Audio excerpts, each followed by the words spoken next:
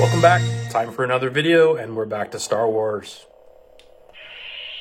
So today I wanted to look at a series of small little builds I have that I would describe as micro-scale builds in the LEGO Star Wars lineup. Many of these are hard to get now, but they're actually, most are pretty simple. I call them micro-scale as if it was all one scale, but actually micro-scale can mean any number of different scales. Obviously, these vehicles all come in at different sizes and scales. And look at the size of this little Star Destroyer, which would completely overtake this entire table if it were at the same scale as many of these. But micro scale, in my view, is just anything that is smaller than minifigure scale, the small Lego figurines that occupy many of the bulk of the product that LEGO sells in this line. Play toys. These are small display models that are smaller than anything you could actually put a figurine into. So I tend to group them all into something that I put under the broad heading micro scale. I've shown you recently a couple of these sort of diorama micro scale builds that I've built recently. This second Death Star and the Endor battle, and over here is Hoth battle.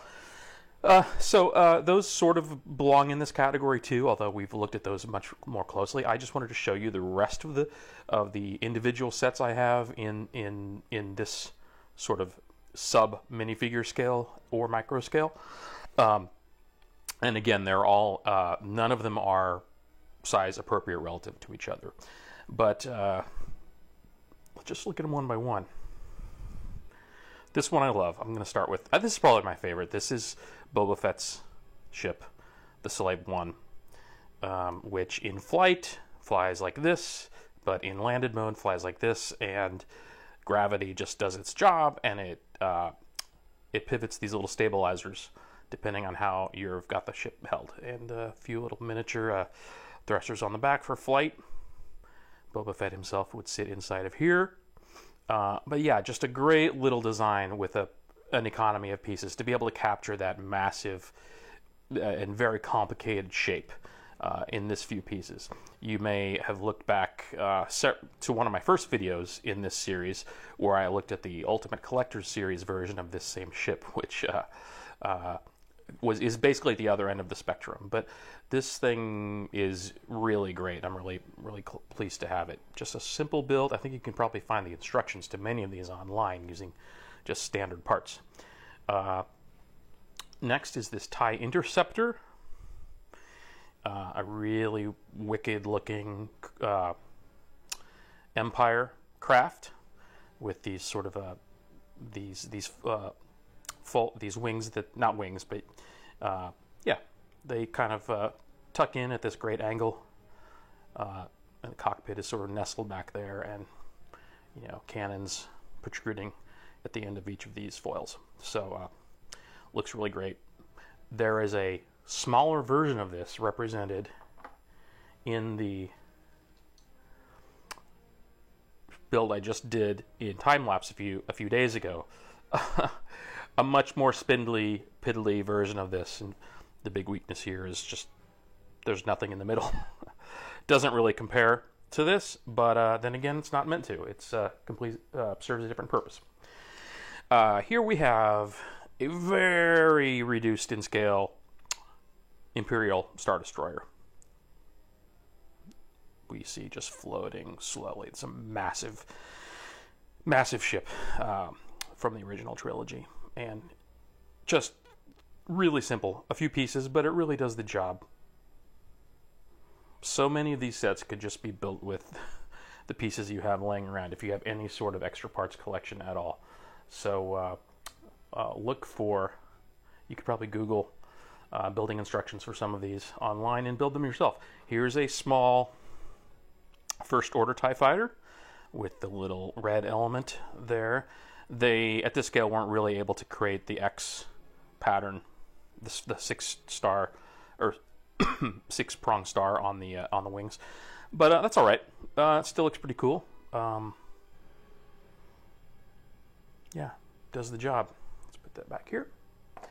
Let's go back in time to the original X-wing design. This is really great to be able to capture this in such a small model. And these actually do pivot. They can't really close up flat, but you get the sense of the landed mode, and then you can spread these foils out, and the whole thing will sit comfortably, even with the wing spread. So, really captures that that X-wing from A New Hope and Luke Skywalker's and his fellow team, their famous Death Star trench run.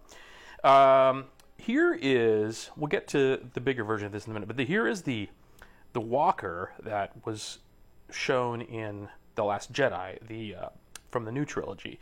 And this is a much, much bigger walker than the traditional AT-AT walker that I have a couple versions of. I'll show you this in a minute, but it was next on the turntable, so I'm showing it to you next. Technically, this is supposed to dwarf this bigger one in size, but this is obviously just scaled way down. It's got much more of a kind of a knuckle. It sort of like walks on its knuckles on the front legs. Almost like it's more beast-like than the original walker. Kind of a controversial design, seen in prevalence in the final sort of finale sequence of The Last Jedi on that salty planet of Crate. Here is a great little micro snowspeeder from The Empire Strikes Back. On the Hoth battle, we have the out of focus in the background, the miniature, even further miniaturized version of this, but this really captures the angles of those wings. Yeah, there's a little gapping in there, but what are you gonna, there's not much you can do about that at this size. They've used the hinge pieces to get these wings angled down, and the cannons look great. Tiny little cockpit. We have the prequel trilogy represented here with this Naboo starfighter, this beautiful yellow, sleek yellow design. I will say that some of those craft from the prequel trilogy, episodes 1, 2, and 3, are the most inventive and beautiful ships. They're not necessarily the most exciting in terms of what they did in these movies, but I really like the look of, it's just such a bold choice to have yellow as the color for your starcraft. So this is a little bit spindly, needs a little more bulk, but it is what it is. I'm glad to have that.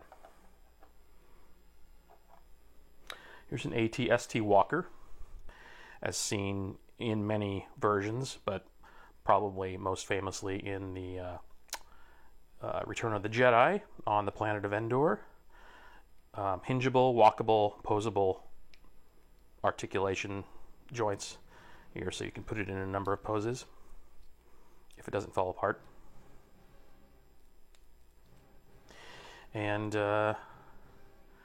it somehow manages to balance pretty well if you can find the right balance point.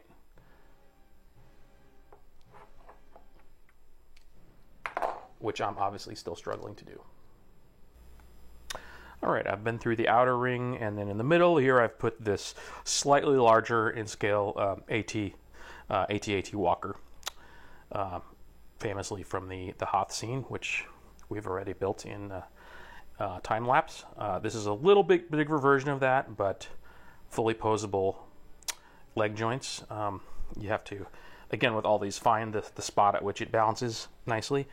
This, unfortunately, doesn't have a head that swivels. You can't rotate it back and forth, but you can notch it up and down a little bit. And I believe they have even included a little bit of... they've allowed these things to open up and sort of represents cargo. Because essentially these walkers were troop transports. They're not nimble for battle, really. They're just meant to carry troops and stormtroopers and equipment to battle sites. So we've already looked at this teeny tiny A-Wing in the Death Star 2 battle. We've already looked at these walkers, so this is a even more scaled down version of this in this Endor set, but still manages to have some posability. And then, of course, just going back to yet another version of a walker, if I pop this thing off and compare it to that walker, a couple different approaches in design, a couple different eras of Lego design. There's just a lot of different ways to represent these things, and different designers try different solutions. Like the boxiness and the gaps in these bricks are minimized when you look at this slightly smaller version that just uses a completely different construction to create that whole midsection. And in this one, we do get a head that does rotate. It basically just clips onto this little neck piece, and then you can give it a little bit of rotation. Posable legs. So yeah, a couple different versions of the ATST in a couple different sizes. This is a scale that I love building at. I plan on looking for more sets or building my own in this scale to add to my fleet in this size, because these are great because they don't take up a ton of room. They're great for an apartment dweller like me. Many of these came as limited edition little, like they would come in little cellophane bags that they would either offer with as promotions, as gifts with certain purchases. They were not often sold either in stores or online. So I've acquired these in a number of different ways, usually just off of Amazon or eBay. And again, so few of them use any kind of exclusive pieces that you could actually probably construct all of these yourself if you had the right, if you had the instructions and the right pieces in your inventory. So many standard pieces, but used in great ways to depict all these great craft from the Star Wars universe. Hope you've enjoyed this look at these tiny, and I would say super cute, Star Wars craft. More videos on the way.